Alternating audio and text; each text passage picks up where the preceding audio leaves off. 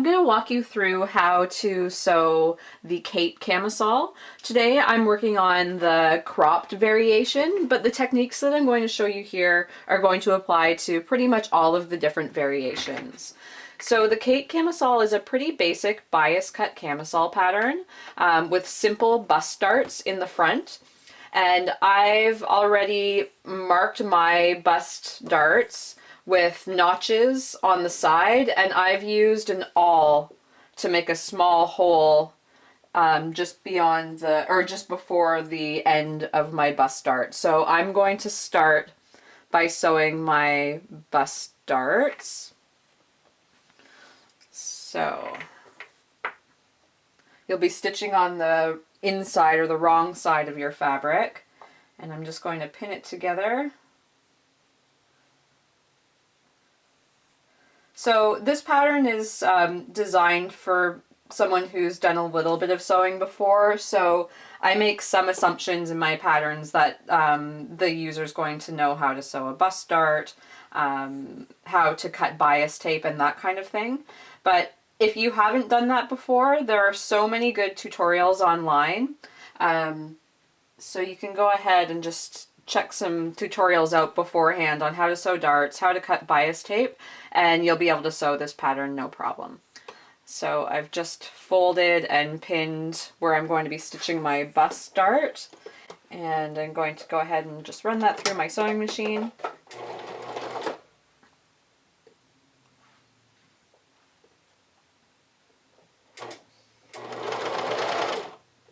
So there are a lot of ways that you can mark your bust dart. You can use tracing paper and a tracing wheel, or transfer paper and a tracing wheel. You can use just notches and an awl, like I've done. You can use a marking pencil. There's lots of different ways. So there's my first dart, and I'm going to do the exact same thing on the other side.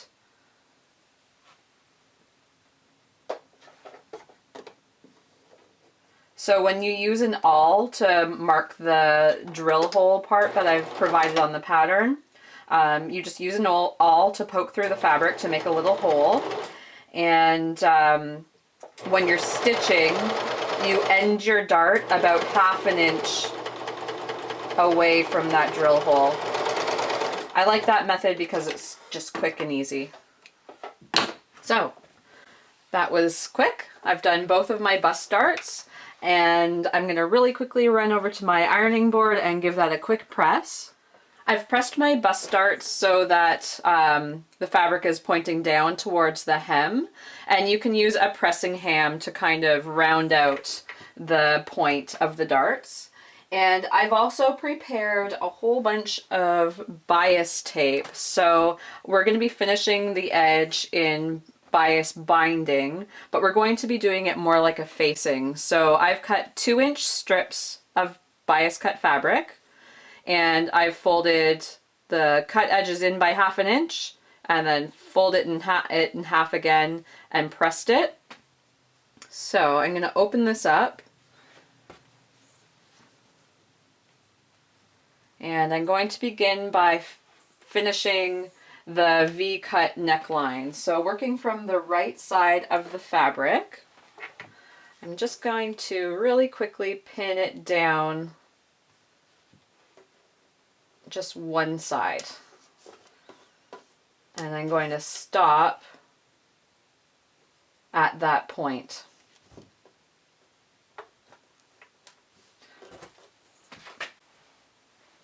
So you're only stitching it on to one side first. So I'm stitching along that crease line of the bias tape. You can also buy pre-made bias tape if you don't want to make it. So stop right below the point of the V-neck.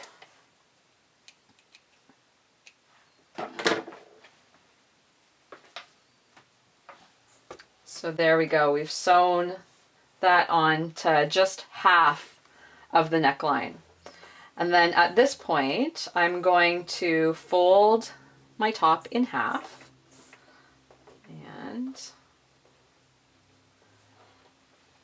I'm going to open up my bias tape and, sorry, flipping that over. I'm just going to kind of run this bias tape back along here.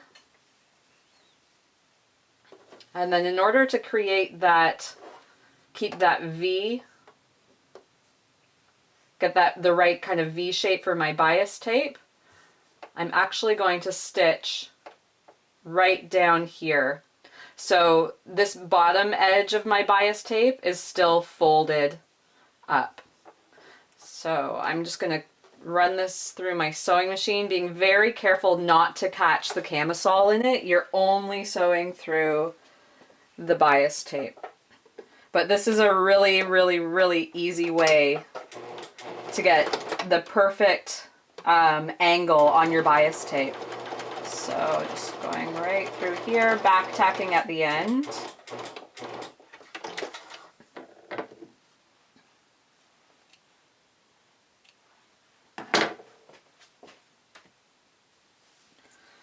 Okay, so you can see I've stitched down here, and I'm going to just trim it back.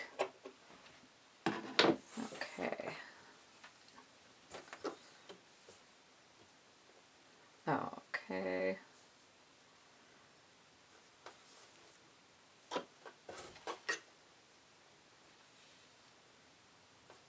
And I'm going to pin it along the rest of the neckline and stitch that in place.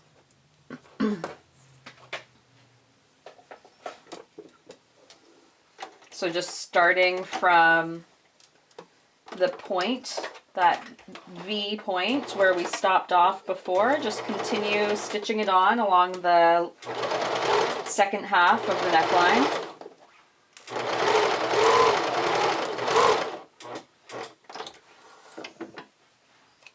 And I'm just going to trim off my excess bias tape as well. So we end up with something that looks like this. At this point, I'm going to understitch. So when you understitch, you're going to be stitching through the seam allowance of the camisole as well as right on top of the bias tape. And try to stitch as close to the seam line as possible without going over. So about a 1/16 of an inch or an 1/8 of an inch away from the seam line. And basically what understitching does is it helps the fabric fold towards the back so that you don't see the bias tape peeking out over the top. One last little thing to do that I forgot is just slash down towards that deep V. There we go. That part is actually very important. That's what's going to give you a nice sharp point to your neckline. So stop stitching at the point and kind of lift your foot and pivot around.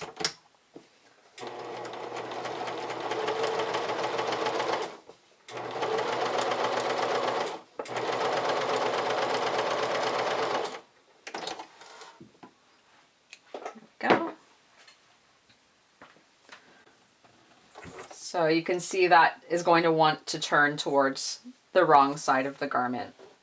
You can see where I've slashed just through my fabric here into that V point.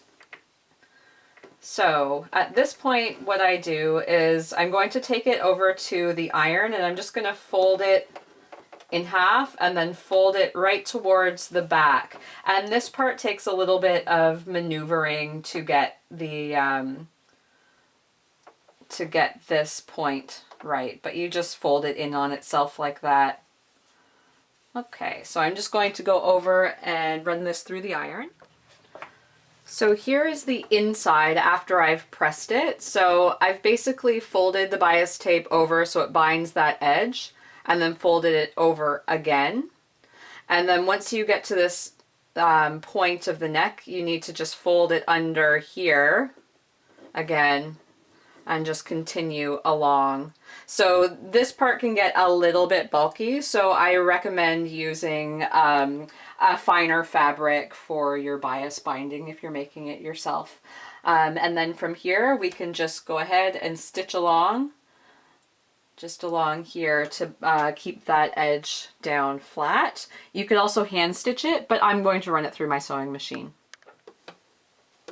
So I end up doing just under a 1/2 inch stitch here.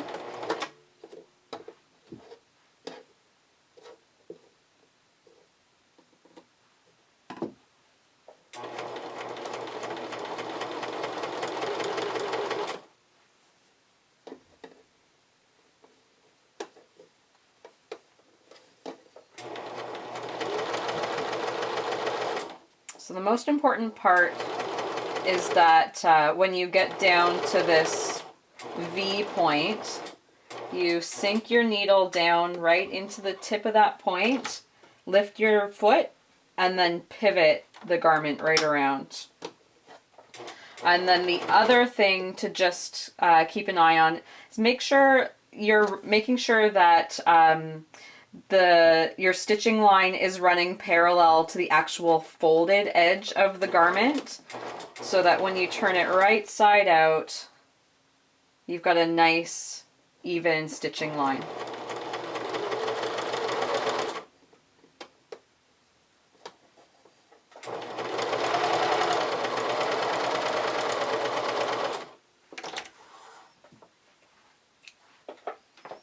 Okay, so that's our inside neckline with the bias finishing, and there it is on the outside. So you can see that my stitching kind of disappears on this dark fabric, but you could also have used a hand stitch to slip stitch that binding in place, and you would have had a really nice clean finish, which is great for fabrics like chiffon or slightly sheer fabrics. So the finishing for the rest of the top of the garment is very similar, but I'll just walk you through really quickly how to sew the rest of the garment. So from here we can put the back and the front together. So right sides of the fabric together, we can just put those together and sew a 1/2 inch seam allowance. In the instructions, I do glance over how to sew a French seam, which is a really nice way to finish especially chiffon or those kind of lightweight fabrics. But I'm just going to use a regular 1/2 inch seam allowance here, and then I'm going to serge off my excess. The other thing you might find, because this is bias cut and the fabrics tend to slip a little bit, you might find that after you've stitched them, they don't quite line up perfectly at the end. I'm just going to trim it off. And same thing on the other side. Lining up my notches. And you really should pin, especially with bias cut fabrics.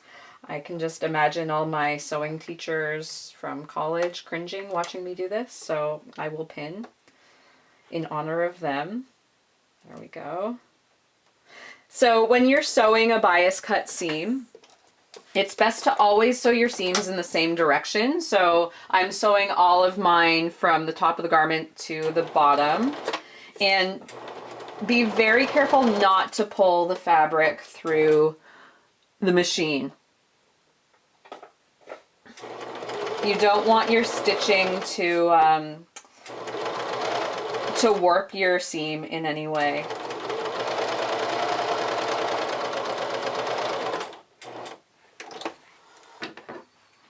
Okay, I'm going to run that through the serger. All right, so we basically have the assembly done at this point. I'm going to turn it right side out, and you can press your seam allowances towards the back of the garment. And similarly to how we did that neck seam, or sorry, the neck finishing, we're going to finish the upper edge with another length of bias tape.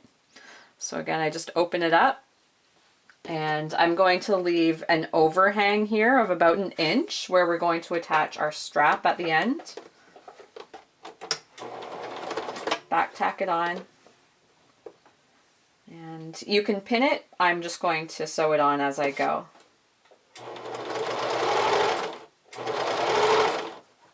I don't know if you've noticed, but I really hate using pins.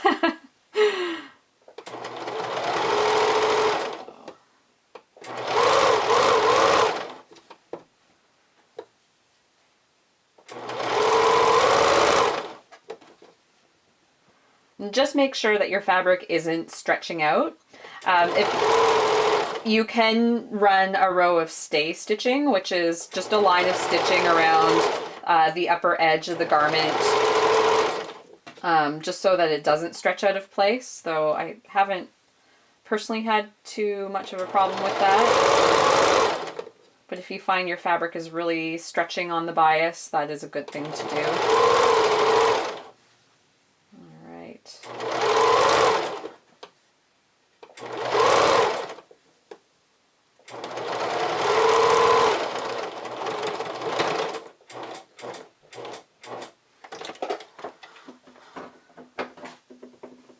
So I'm just going to trim that back so I've got a 1 inch, approximate 1 inch overhang.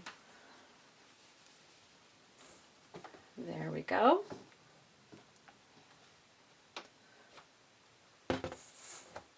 So at this point, we can also start working on our straps.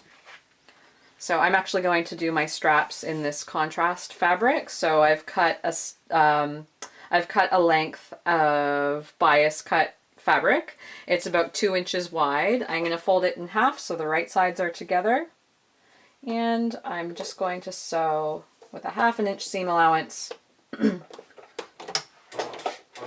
I'm going to stitch that together.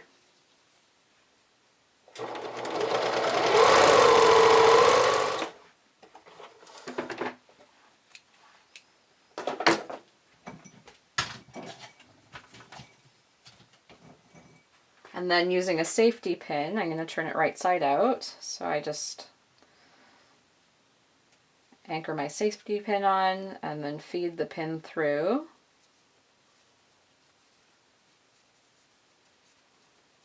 I don't know why this is one of my least favorite things to do. I hate turning tubes right side out. It's like one of those tasks that I will avoid.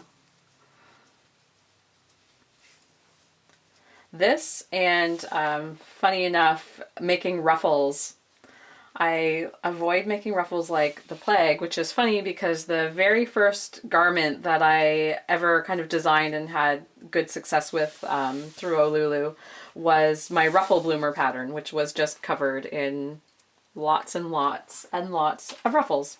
So now we have this tube, which is going to become our straps, and I'm just going to go over and press it so it's flat, and just make sure that your seam just runs towards one side only. Okay, so fast forward a little bit. I've taken my long tubes and pressed them flat, cut them into 2, and assembled some adjustable straps. If you've never done this before, I do have a video that walks you through all of the steps of assembling an adjustable strap. So this part is kind of tricky to wrap your head around, but really it's not that difficult. So I want to get the seam allowance of my strap tucked under my binding so that it's nice and clean on the inside. So what you're going to do is the wrong side of your strap is going to be like the back side. So the right side you can see the slider on, the wrong side you can't see the slider. So working from the wrong side of your strap, stitch it to the top of your binding. So stitch it so that your stitching line kind of just continues along that fold edge of your top.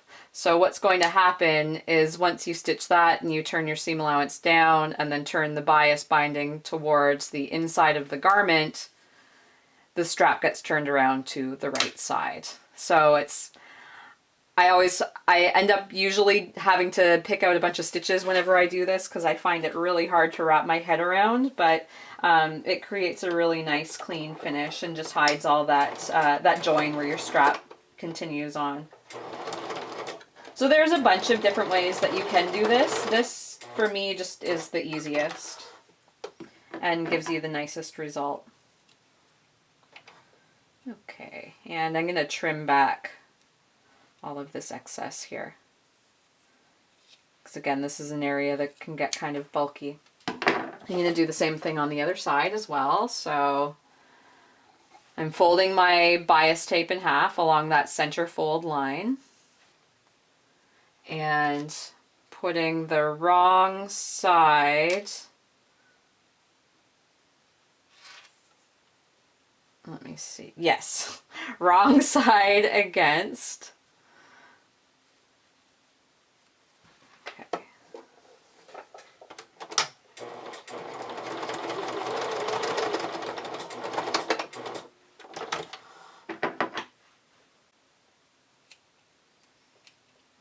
Trim back my seams. Okay, and now just make sure that you've done both your straps correctly before you actually finish this seam. So the way I do that is I just lay my strap out and then fold your bias tape towards the inside and make sure that your slider side is then facing up,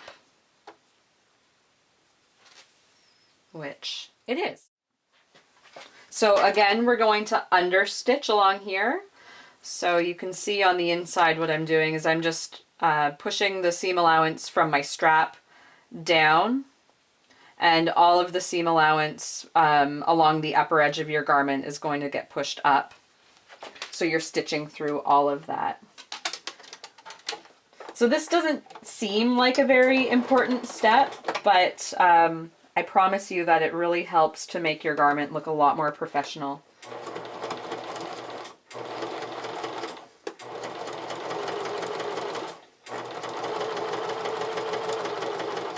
When I first kind of started sewing clothing for myself when I was a teenager, this would have been a step that I always would have skipped.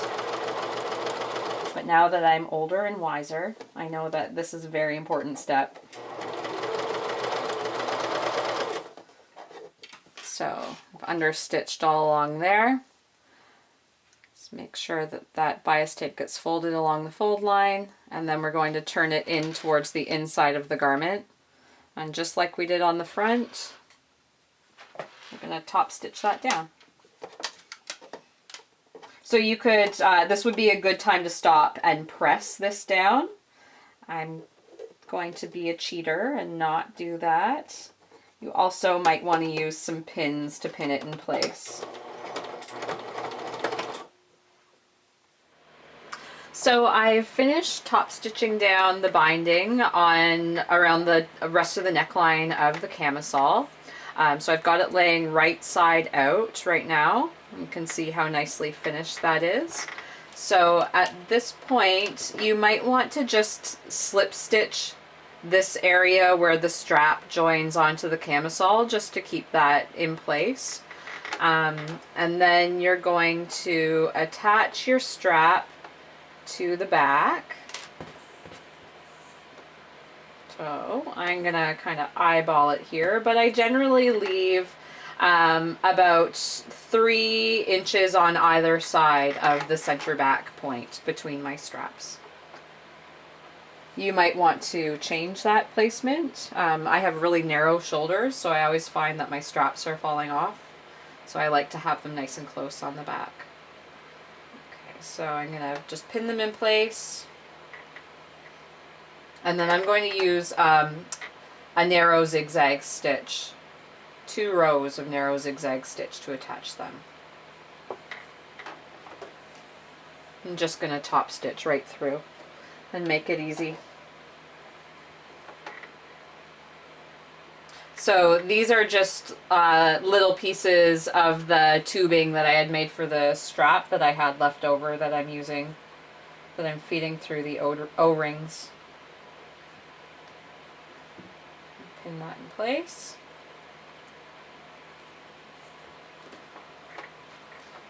Okay, and I'm going to switch my sewing machine to a tight zigzag stitch.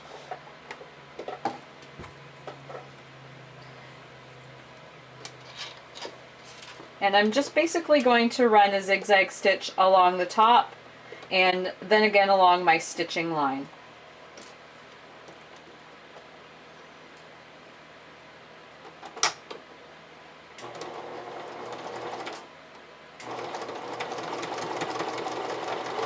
I go back and forth to make sure it's nice and secure.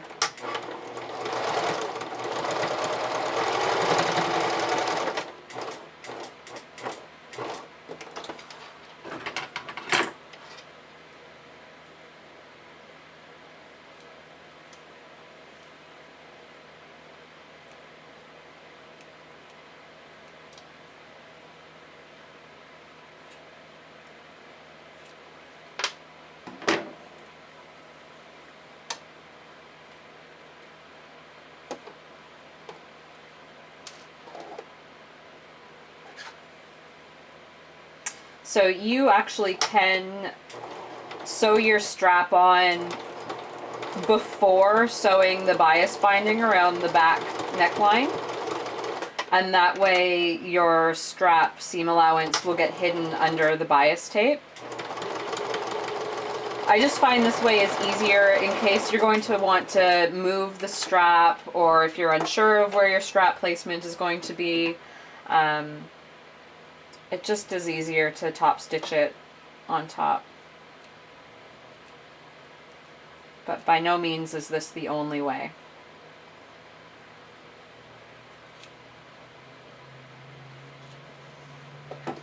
There. So all of the basic construction at this point is complete, and you can see it's a really nice and quick way to finish a neckline. I just love how it looks when you use a contrast. So at this point you can do your hemline. So with a bias cut garment you might want to let it hang for a little while. But if not, you can just go ahead and run a row of serging along this raw edge and turn it under just a narrow hem. Or you can do like a rolled hem as well using your sewing machine. And that's it. So it's pretty quick to put together. It does have a few little fiddly bits, but I really love this pattern and it is a long time coming. So I hope you found that helpful, and if you have any questions, please don't hesitate to ask. Thanks.